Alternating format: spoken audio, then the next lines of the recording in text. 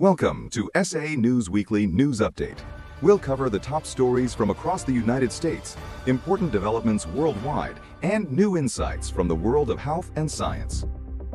In Washington this week, federal regulators introduced a new framework aimed at tightening oversight of artificial intelligence systems used in healthcare. The policy, announced jointly by agencies including the U.S. Food and Drug Administration and the Department of Health and Human Services, focuses on ensuring transparency, accountability, and patient safety in rapidly expanding AI-driven diagnostic tools. The move comes as hospitals across the country increasingly rely on machine learning systems to assist in detecting conditions such as cancer, heart disease, and neurological disorders. While these systems have shown promise in improving efficiency and early detection rates, concerns have grown over potential biases in training data and the lack of clear auditing mechanisms. Under the new rules, developers will be required to disclose how their models are trained, including the diversity of datasets used. Hospitals deploying AI tools must also implement monitoring systems to track real-world performance and report adverse outcomes. This represents one of the most comprehensive attempts yet by U.S. regulators to balance innovation with patient safety. Healthcare providers are now assessing how these changes will affect ongoing deployments, particularly in large hospital systems where AI integration is already deeply embedded. The policy is expected to influence global standards as other countries look to the U.S. model for guidance in regulating medical AI. This development signals a broader shift. AI is no longer treated as experimental in healthcare, but as a critical infrastructure requiring oversight similar to pharmaceuticals and medical devices. Water authorities across the western United States reported worsening shortages this week, with new restrictions announced in parts of California, Arizona, and Nevada. Reservoir levels tied to the Colorado River continued to decline after another winter of below-average snowpack. The Colorado River supplies water to nearly 40 million people, including major metropolitan areas and vast agricultural regions. Officials confirmed that current storage levels in key reservoirs, including Lake Mead and Lake Powell, remain critically low despite conservation efforts introduced in previous years. In response, local governments are expanding water usage limits, targeting both residential consumption and agricultural irrigation. Some municipalities are considering tiered pricing systems to discourage excessive use, while farmers are being urged to adopt more efficient irrigation technologies. The impact is already being felt economically. Agricultural output in certain regions is expected to decline, raising concerns about food supply chains and pricing. Urban areas are also preparing contingency plans, including recycled water programs and emergency supply transfers. This ongoing crisis underscores long-term challenges tied to climate variability, population growth, and infrastructure limitations. While short-term measures may ease immediate pressure, officials acknowledge that sustained solutions will require structural changes in water management across the region. Global food prices saw a notable increase this week, according to data released by the Food and Agriculture Organization. The rise is attributed to a combination of supply chain disruptions, adverse weather conditions, and ongoing geopolitical tensions affecting key export regions.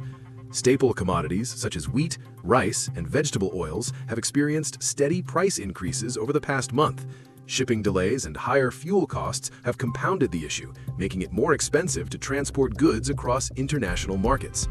Several developing countries are already reporting strain on food supply systems, with governments implementing price controls and emergency subsidies to stabilize local markets. In some regions, humanitarian organizations are increasing food aid distribution in response to rising demand. The situation is particularly concerning for countries heavily dependent on imports, where currency fluctuations and inflation are amplifying the impact of higher global prices. Meanwhile, exporting nations are weighing restrictions to protect domestic supplies, further tightening global availability. While the increase has not yet reached crisis levels globally, the trend is being closely monitored as a potential risk to economic stability and food security. Analysts note that sustained disruptions could have long-term implications, especially in vulnerable regions. New satellite data released this week indicates that polar ice loss is accelerating at a faster rate than previously estimated. Observations from agencies including NASA show significant reductions in both Arctic sea ice and Antarctic ice sheets. The data highlights a trend of thinning ice and earlier seasonal melting, contributing to rising sea levels. Coastal regions worldwide are being identified as increasingly vulnerable to long-term flooding risks. Scientists also noted that melting ice is affecting global weather patterns, potentially contributing to more extreme events such as storms and heat waves. The loss of reflective ice surfaces is further accelerating warming by allowing oceans to absorb more heat. Governments and environmental organizations are using this data to reassess climate adaptation strategies, particularly in low-lying coastal areas. This latest report adds urgency to ongoing discussions about climate mitigation, emphasizing the need for coordinated global efforts to address environmental change. In a development highlighted by the SA News platform, a relief effort has been reported in the flood-affected region of Suwannee Bolan, where local farmers received support under initiatives inspired by Sant Rampalji Maharaj. According to the report, the region experienced significant agricultural disruption due to flooding, leaving many farmers facing crop loss and financial uncertainty. In response, a campaign described as the Annapurna Mission was carried out, aiming to provide immediate assistance to affected families.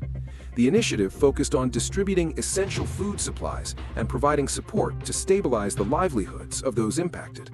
Farmers who had suffered losses were provided with aid intended to help them manage short-term needs while they assess recovery options. The report indicates that such activities are part of broader social welfare efforts associated with Sant Rampalji Maharaj's teachings, which emphasize community service, social reform, and assistance during times of crisis. Similar initiatives, including blood donation drives and support programs, have been reported in connection with events organized at Satlok ashrams. This development reflects a localized humanitarian response rather than a large-scale national operation, but it highlights how community-based efforts are being mobilized in disaster-affected areas. While the long-term recovery of the region will depend on broader structural support, such interventions are contributing to immediate relief for affected populations.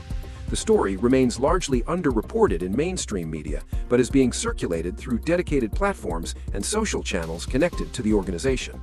And that wraps up this week's bulletin. Thank you for joining SA News, and we'll see you next week. Truth that you want